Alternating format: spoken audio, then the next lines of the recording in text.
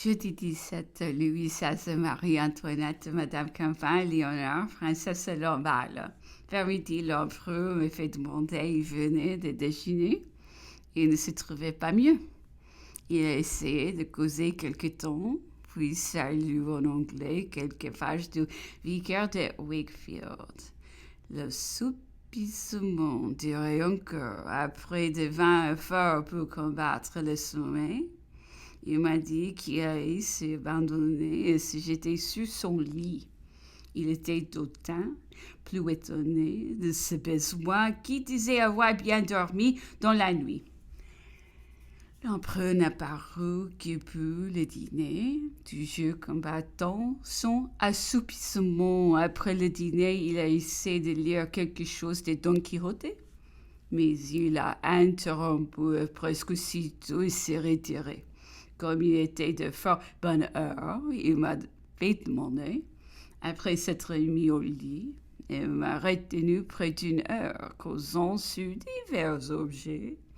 La conversation a conduit à Louis XVI, à la reine, à Madame Élisabeth, à leur martyr.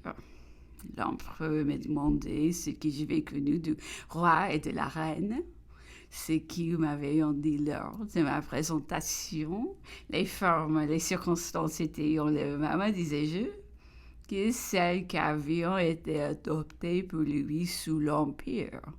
Quant au caractère, je disais qu'en général, on avait été d'accord, que la reine avait trompé de teintes publiques qu'elle avait fait croire dès les premiers instants de leur âge à de grands talents, à beaucoup d'énergie, et qu'elle n'avait ensuite montré rien de tout cela.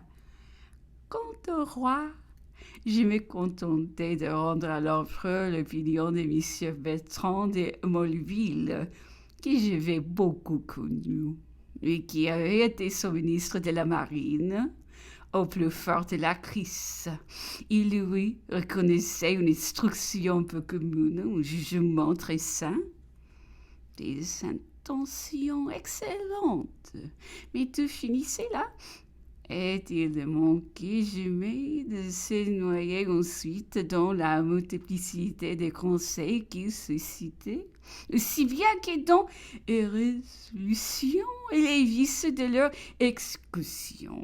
L'empereur répondit au son tour par le portrait de la reine fourni par Madame Campan, que, disait-il, ayant été sa confidente et lui ayant porté beaucoup de zèle, d'affection, de fidélité, avec beaucoup de choses à dire et méritait d'être considérée comme une bonne autorité. Madame Campan, ajoutait-il, avait souvent entretenu des plus petits détails de la vie privée de la reine, et il en racontait une foule de choses toutes venues de cette source. La reine, selon Madame Campan, était une femme charmante, mais sans nulle capacité, bien plus calculée pour les plaisirs que pour la haute politique, d'un très bon cœur, nullement prodigue, plutôt avare, et nullement à la hauteur de la crise qui